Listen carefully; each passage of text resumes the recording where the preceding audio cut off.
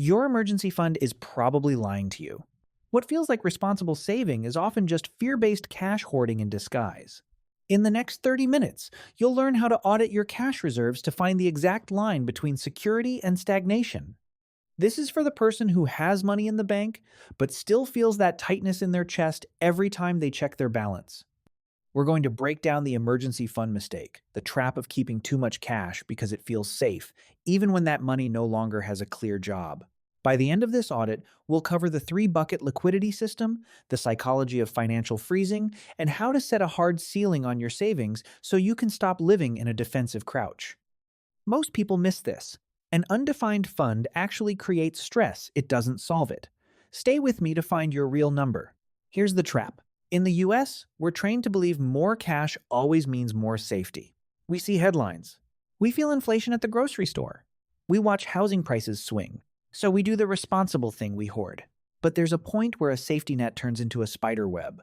When you keep $40,000 in a basic savings account, earning almost nothing, while your monthly expenses are only $4,000, you're not being extra safe. You're keeping $28,000 permanently unemployed. That money isn't working. It's just sitting in your bank's lobby, collecting dust. Why does this feel normal?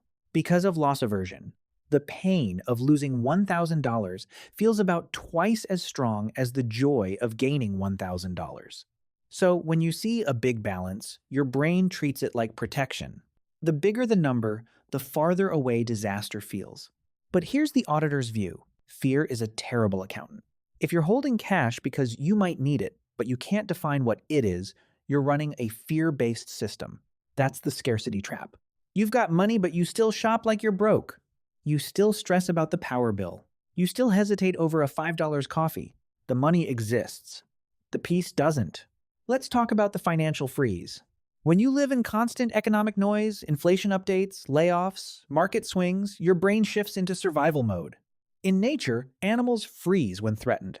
In modern finance, people freeze their money. You stop making decisions. You stop thinking long-term. You obsess over your current balance. You tell yourself, I'll wait until things settle down. But here's the reality. Things never settle down. There's always another crisis, another election, another dip. So by waiting for the perfect moment, you're choosing a guaranteed loss of purchasing power over a controlled decision. Costs rise almost every year: rent, insurance, healthcare. If your safe cash isn't keeping up, your safety net is shrinking daily. This is what the auditor calls a slow-motion emergency. Let's run simple numbers. Assume a U.S. household earns $75,000 a year. After taxes, they take home about $4,800 per month. Their fixed costs, rent, car, insurance, groceries, are $3,500. Standard advice says keep 6 months saved. That's $21,000. But they feel anxious, so they hold $50,000 in cash. Now ask the real question. What emergency costs $50,000 that insurance doesn't already cover? Medical bills? There's an out-of-pocket max, say $8,000. Car totaled? Insurance covers it, minus a deductible. Home repair? Same thing. Job loss? You've got unemployment plus your $21,000 buffer. So that extra $29,000? It's doing nothing. It's not filling a gap because the gaps are already capped. Over 10 years, even modest inflation eats into that money. You're paying a fear tax every year just to see a bigger number. That's the paradox. The safest move can be the most expensive over time. To fix this, you move from saving by feeling to saving by system. Here are the 5 rules. Rule 1. The liquidity hierarchy bucket system. Trap. One big pile called emergency fund. Why it feels normal? One login, one number. Feels simple. Fix rule. Split your cash into 3 buckets. Hard lines, no mixing. Do this today. Open separate accounts. Even better, use a different bank for long-term cash. Tiny example. Bucket 1. 1 month of expenses in checking. Bucket 2. 3-6 months in a high-yield savings account. Bucket 3. Everything above that needs a job. Measurable target. Checking should never exceed 1.5x your monthly bills. Anything above that gets moved. Rule 2. The survival ceiling. Trap. Saving for your lifestyle instead of survival. Why it feels normal? You don't want to imagine cutting back. Fix rule. Your emergency fund covers survival, not comfort. Do this today. List only essentials: housing, food, utilities, minimum payments. Tiny example: lifestyle equals $5,000 divided by month. Survival equals $3,200 divided by month. 6. Month fund equals $19,200, not $30,000. Measurable target: if your lifestyle gap is over 20%, your fund is likely bloated. Rule 3. The friction defense. Trap: money is too easy to access. Why it feels normal? You want it just in case.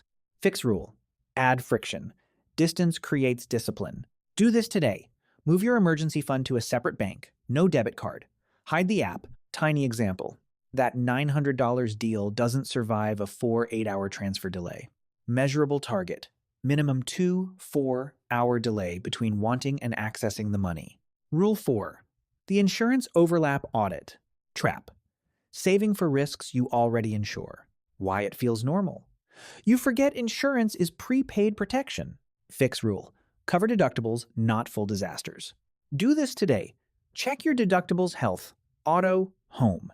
Tiny example: $500 car deductible equals you don't need $5,000 saved for car issues. Measurable target: if your fund is 10x your total deductibles, you're overcovered. Rule 5. The opportunity cost recalibration. Trap: thinking idle cash costs nothing. Why it feels normal? No visible fee. Fix rule: calculate your silence fee quarterly. Do this today. Take excess cash times 0.05. Tiny example: $20,000 excess equals about $1,000 divided by year lost potential.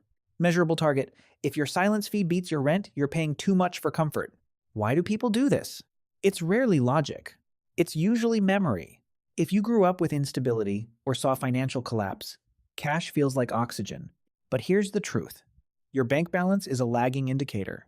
Your skills and adaptability are leading indicators. When you overhoard cash, you're betting against yourself. You're saying, "I don't trust future me." That's why high earners still feel stuck. They're protecting the present so hard, they block their future. Here's the uncomfortable truth: the safer you feel holding cash, the easier it is to avoid real decisions. Hoarding feels productive, but it's just stillness. You wait for the right time. It never comes. Safety doesn't come from balance. It comes from system. $15,000 with a plan beats $150,000 with fear. One has direction, the other has weight. Remove choice. If you rely on willpower, fear wins. Set a hard ceiling. Example: your fortress hits $25,000. Every dollar above that gets automatically moved. No debate. No hesitation. Give that money a job.